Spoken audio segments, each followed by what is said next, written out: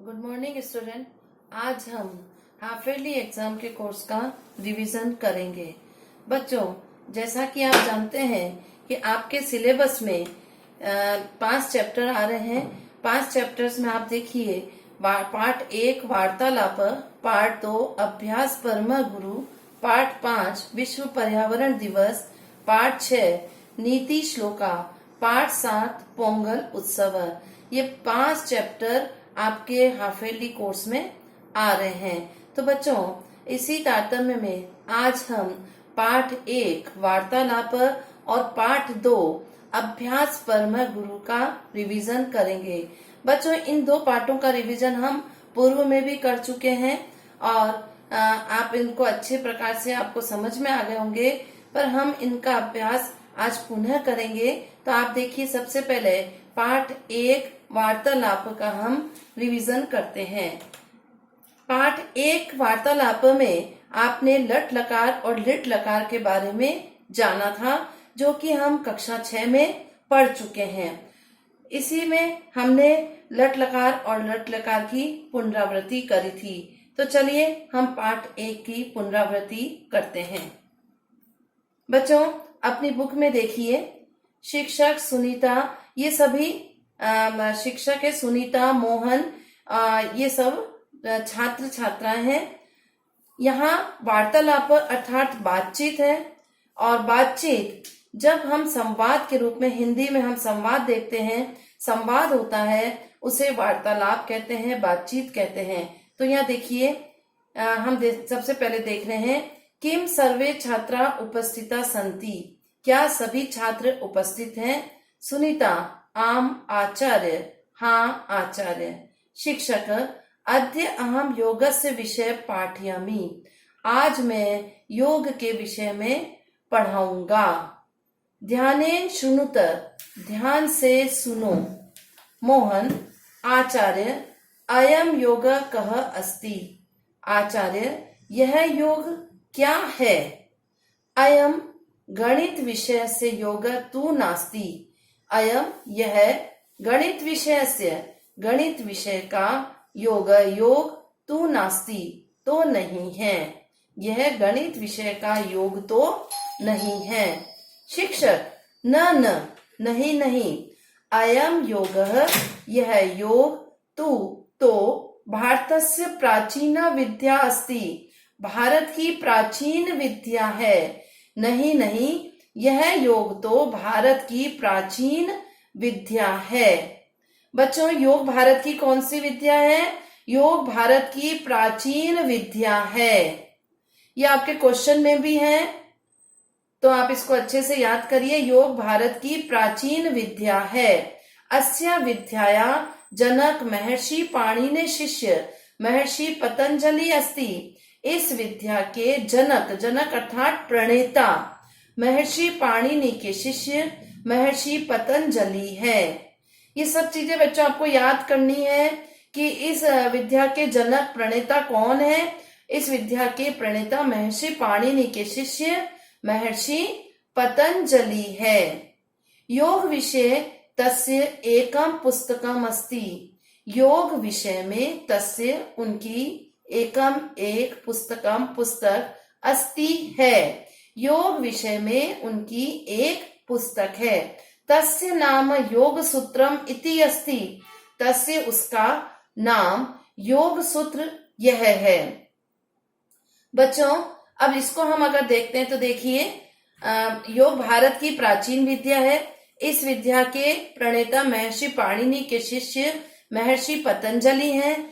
योग विषय में उन्होंने एक पुस्तक रची है और उस पुस्तक का नाम योग सूत्र है। यहां तक आपको अच्छे से समझ में आ गया होगा।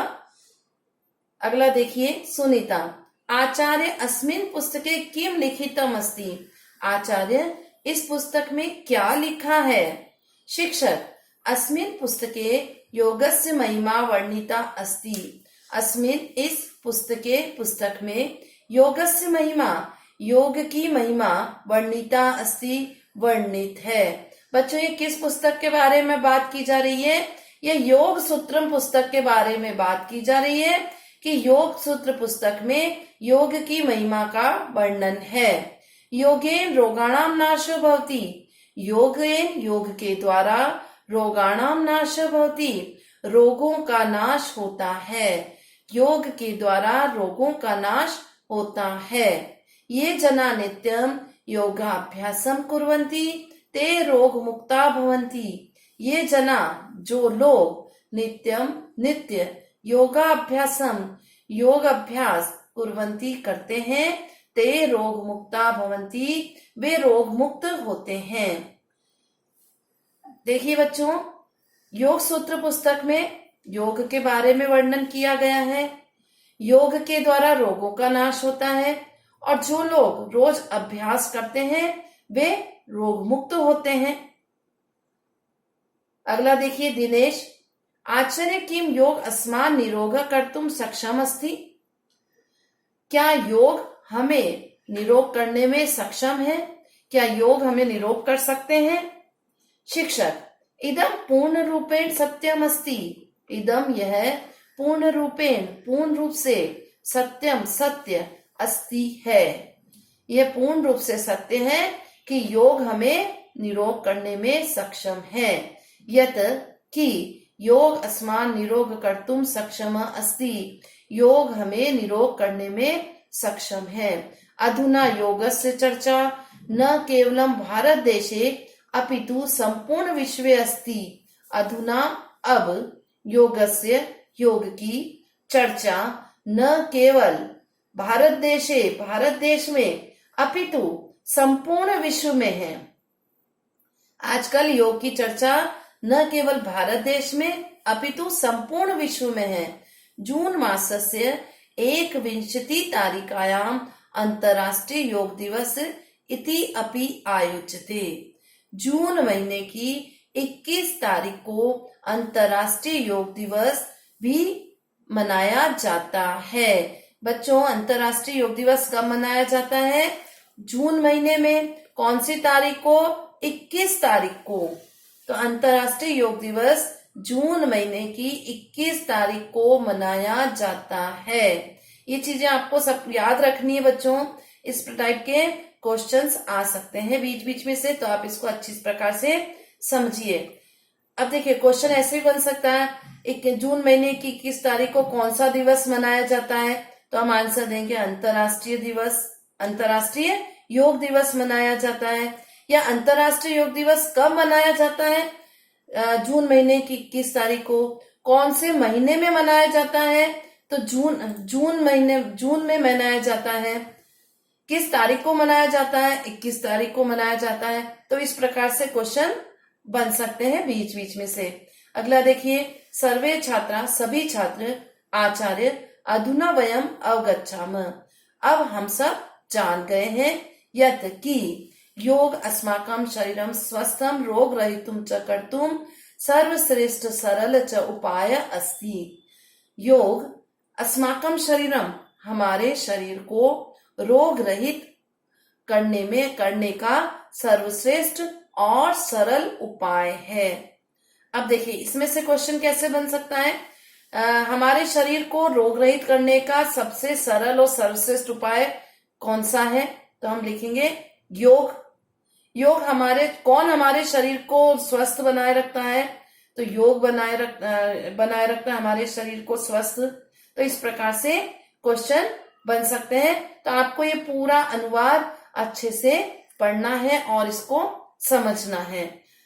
अगला देखिए बच्चों, अगला हमारा है लिट लकार का प्रयोग। तो लिट लकार के प्रयोग में हम देखते हैं लिट लकार अर्थात भविष्यकाल। भविष्यकाल को हम लिट लकार कहते हैं। यहाँ हम भविष्यकाल का प्रयोग देखेंगे विनीता और विमला की बातचीत के द्वारा। तो आप देखिए, सबसे पहले विमला बोल रही है विनीता को, विनीते श्व त्वं किम करिष्यसि। विनीता, श्व अर्थात कल, आने वाला कल तुम क्या करोगी। विनीता, अये विमले श्व अहम मातुलस्य गृहं गमिष्यामि।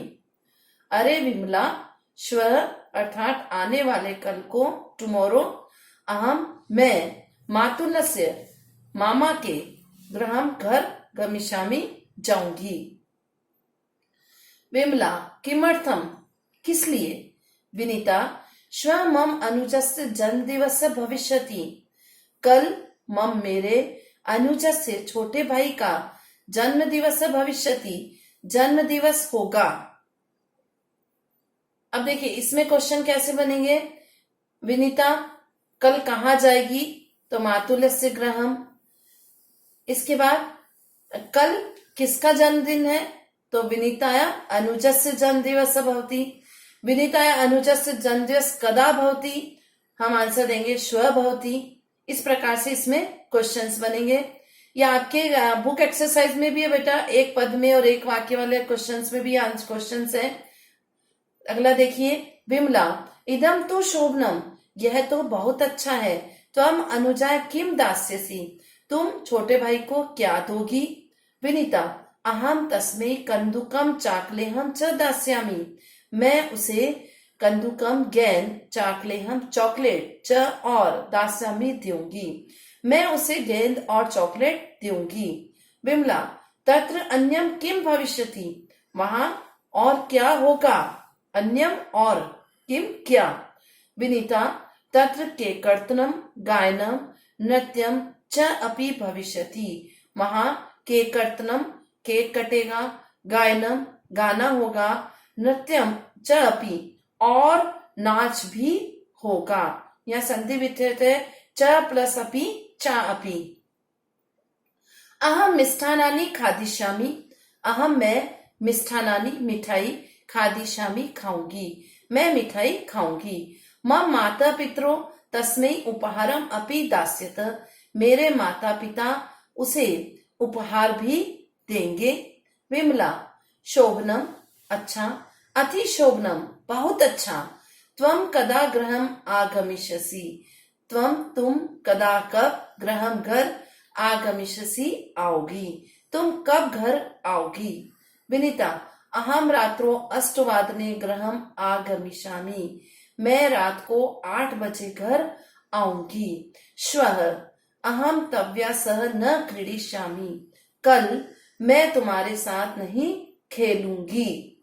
आवाम परशव विद्यालय मिलिष्याव, हम दोनों परशव परसों, विद्यालय में मिलिष्याव मिलेंगे, हम दोनों परसों विद्यालय में मिलेंगे। बच्चों इसमें इस प्रकार से क्वेश्चन भी आ सकते हैं कि हम विनीता कदा गृहम आगमिष्यामि, तो अष्टवादने क गृहम आगमिष्यामि, तो विनीता आगमिष्यामि।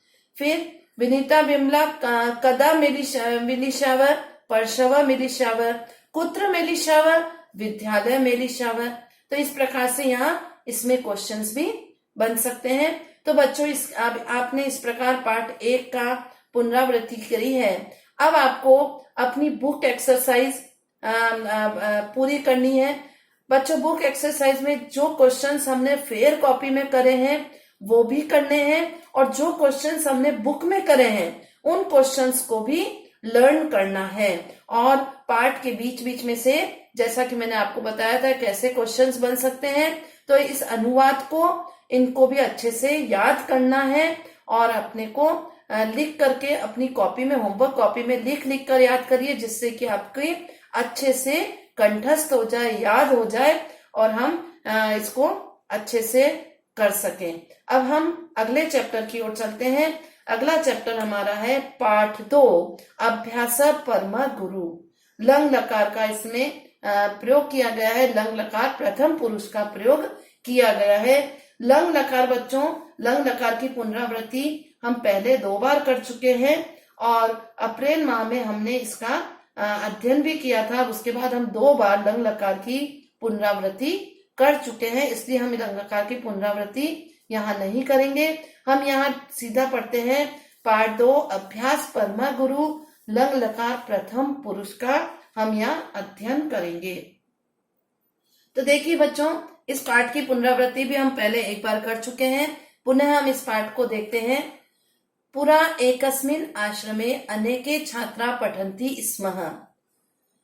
पहले प्राचीन समय में एकस्मिन् एक आश्रम में अनेके छात्रा पठन्ति स्म, अनेकों छात्र पढ़ते थे। तेषु मध्ये एक मंद बुद्धि बालक अपि आसीत। तेषु उनके मध्य बीच में एक एक मंद बुद्धि, जिसको हम कह सकते हैं निम्न बुद्धि वाला, कम बुद्धि वाला, बालक अपि आसीत, बालक भी था। या मंद बुद्धि को हम मूर्ख भी कह सकते हैं, मूढ़ भी कह सकते हैं। तो मंद बुद्धि बालक भी था। तस्य बालकस्य नाम बोपदेव आसीत, उस बालक का नाम बोपदेव था। तस्य रुचि पठने न्यूना आसीत, उसकी रुचि पढ़ने में कम थी। स यत् किंचित अपि पठति तत् विस्मरति स्म, वह यत् किंचित अपि, जो कुछ भी, या संधि विच्छेद है यत् प्लस किंचित प्लस अपि, जो कुछ भी पठति पढ़ता, तत् विस्मरति स्म, वह भूल जाता था। वह जो कुछ भी पढ़ता वह भूल जाता था। सर्वे सहपाठिनः तस्य उपहासम अपि कुर्वन्ति स्म, सर्वे सभी सहपाठिनः, सहपाठी अर्थात उसके साथ पढ़ने वाले मित्रगण, उसके सहपाठी, तस्य उसका, उपहासम उपहास अर्थात मजाक, अपि कुर्वन्ति स्म अपि भी कुर्वन्ति करते स्म थे। सभी सहपाठी उसका उपहास भी करते थे, मजाक भी करते थे। एकदा आचार्य तस्य उपरि कुपित भूत्वा तम आश्रमात् बहिः अकरोत्। एक बार आचार्य ने तस्य उपरि, यहाँ संधि विच्छेद है, तस्य प्लस उपरि, तस्य उसके, उपरि ऊपर, कुपित क्रोधित, भूत्वा हो करके, तम उसे, आश्रम से, बहिः अकरोत् बाहर कर दिया। एक बार आचार्य ने उसके ऊपर क्रोधित होकर के उसे आश्रम से बाहर कर दिया। सह अचिंत्यत, सह वह, अचिंत्यत सोचने लगा, अहम मंदमती अस्मि, मैं मंदमती हूँ। मम भाग्ये विद्या नास्ति, नास्ति में संधि विच्छेद है, न प्लस अस्ति नास्ति, मम मेरे, भाग्य में विद्या नहीं है। बच्चों अब इसमें से क्वेश्चन कैसे बन सकते देखिए आप। तेषु मध्ये एक मंद बुद्धि बालक अपि आसीत्, तेष आश्रमस्य विद्यार्थी मध्ये कः आसीत्, तो हम लिखेंगे एक मंद बुद्धि बालक आसीत्। मंद बुद्धि बालक नाम किम आसीत्, तो हम लिखेंगे बोपदेव आसीत्। बोपदेव रुचि कीदृश आसीत्, तो हम लिखेंगे न्यूना आसीत्। सर्वे सहपाठिनः तस्य किम कुर्वन्ति, तो तस्य उपहासं कुर्वन्ति। कः तस्य उपरि कुपित भूत्वा, तो कौन हुआ था, यहाँ हम लिखेंगे आचार्य। फिर बोपदेव का किम अचिंत्यत, तो बोपदेव ने क्या सोचा, मम भाग्ये विद्या नास्ति, मेरे भाग्य में विद्या नहीं है। इस प्रकार से इसमें से क्वेश्चंस बन सकते हैं। और क्वेश्चन किसी भी फॉर्म में आ सकते हैं बच्चों, ट्रू फॉल्स आ सकते हैं, फिलिंग द ब्लैंक्स में आ सकते हैं, मैच द कॉलम में आ सकते हैं। तो हमको ये सब प्रकार से तैयार करना है। अगला पैराग्राफ देखिए, दुखित मन स तत अचलत, दुखी मन वह वहां से अचलत चला गया। स इतस्तत भ्रमणम अकरोत, वह इधर उधर, इतस्तत इधर उधर, भ्रमण अकरोत करने लगा। भ्रमण करना अर्थात घूमने लगा, वह इधर उधर घूमने लगा। एकस्मिन् दिने सह मार्गे एकम कूपम अपश्यत, एक दिन वह उसने मार्गे रास्ते में एकम एक कूपम कुआं अपश्यत देखा। एक दिन उसने रास्ते में एक कुआं देखा। तत्र तिस्र महिला कूपात् जलम निष्कास्य जलेन घटान अपूर्यन, तत्र वहां तिस्र तीन महिलाएं कूपात् जलम कुएं से पानी निष्कास्य निकाल करके जलेन पानी के द्वारा घटान अपूर्यन घड़े को भर रही थी।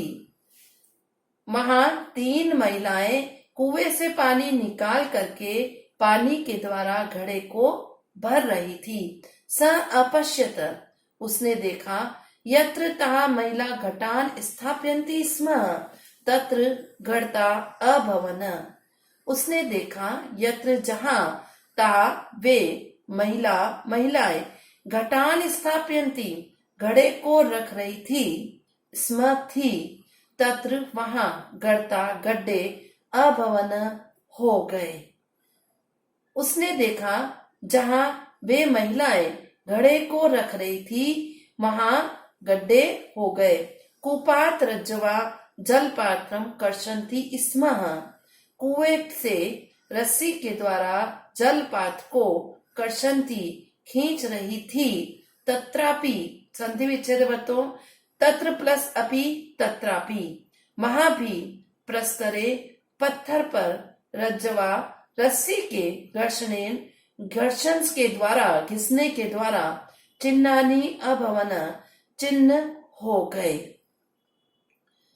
पुनः देखिए, कुपात रज्जवा जलपात्रम कर्षन्ति स्म, कुएं से रस्सी के द्वारा पानी के बर्तन को जलपात्र को खींच रही थी।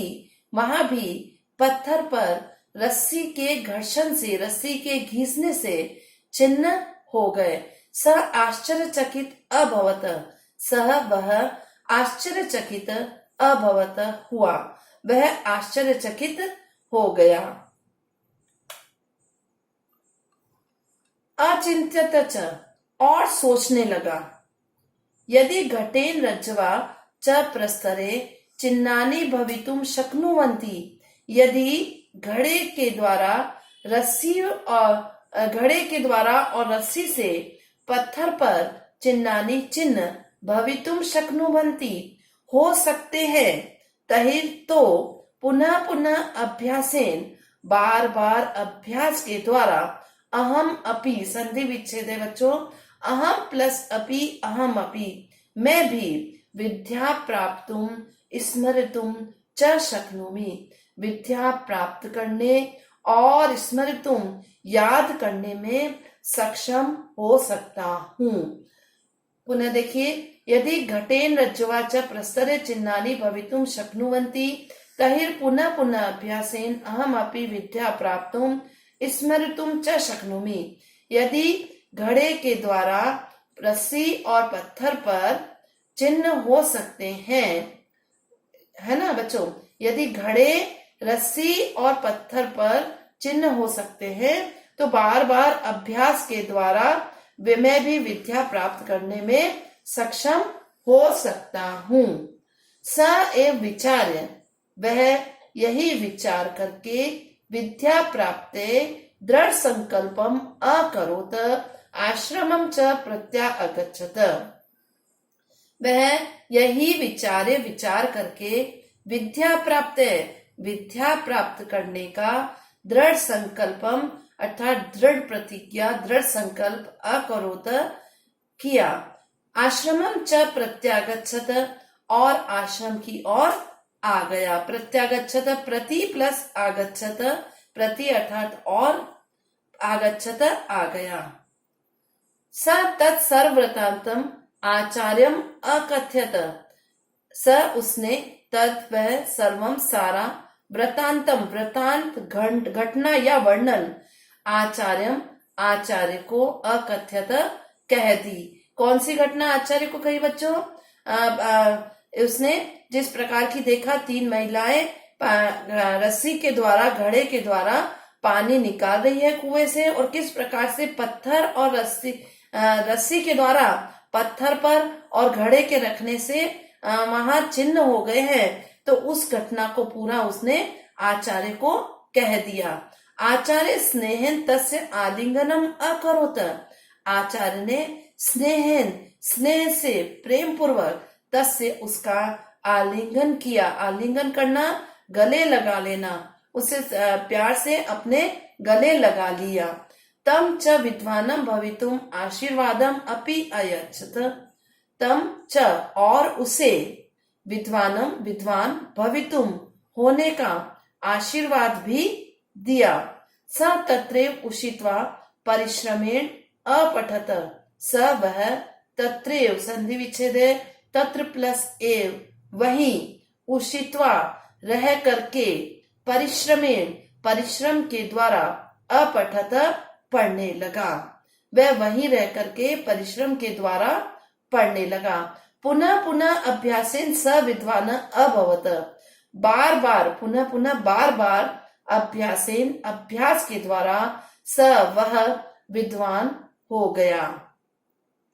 कालांतरे स एव बालक संस्कृत व्याकरण से महान पंडित वरदराज इति अभिधानेन प्रसिद्ध अभवत। कालांतरे कालांतर में अर्थात समय बीत जाने पर स वह एव ही बालक संस्कृत व्याकरण से संस्कृत व्याकरण के महान पंडित वरदराज इस नाम से प्रसिद्ध हुए। कालांतर में अर्थात समय बीत जाने पर वही बालक संस्कृत व्याकरण के महान पंडित वरदराज के नाम से प्रसिद्ध हुए। सह लघु सिद्धांत कौमुदी नामकम संस्कृत व्याकरणस्य पुस्तकम अरचयत। सह उन्होंने लघु सिद्धांत कौमुदी नामक संस्कृत व्याकरण की पुस्तक की रचना की। अतएव कथ्यते, अतएव इसीलिए कथ्यते कहा गया है, कहा जाता है, अभ्यास परम गुरु, अभ्यास सबसे बड़ा गुरु होता है। तो बच्चों, इस प्रकार हमने यहाँ देखा कि किस प्रकार से यह अभ्यास सबसे बड़ा गुरु होता है। अभ्यास के द्वारा हम कुछ भी कार्य को, किसी भी प्रकार के, चाहे वह कार्य कितना ही कठिन क्यों न हो, हम उसे करने में सक्षम होते हैं, हम उसे सफलतापूर्वक पूर्ण कर सकते हैं। अब देखिए इसमें से क्वेश्चन कैसे बन सकते हैं। बहुदेव किम दृढ़ संकल्पम अकरोत, तो यह आंसर आएगा बहुदेव विद्या प्राप्त दृढ़ संकल्पम अकरोत। बहुदेव कुत्र प्रत्यागच्छत, बहुदेव आश्रमम प्रत्यागच्छत। स सर्वं व्रतातम कस्मै अकथ्यत, तो आचार्य अकथ्यत। आचार्य स्नेहम तस्य किम अकरोत्, आलिंगनम अकरोत्। आचार्य कस्मै आशीर्वादम अच्छत, तो बोपदेवम आशीर्वादम अयच्छत। आचार्य किम आशीर्वादम अच्छत, सफलम भवत आशीर्वादम अयच्छत। उसके बाद हम क्वेश्चन बना सकते हैं, पुनः पुनः अभ्यासेन बोपदेव कीदृश अभवत, किस प्रकार का हो गया, तो विद्वान हो गया, विद्वान अभवत। बोपदेव कस्य रचना अकरोत, संस्कृत व्याकरण से रचना अकरोत। यहाँ हम लिखेंगे संस्कृत व्याकरण से रचना अकरोत।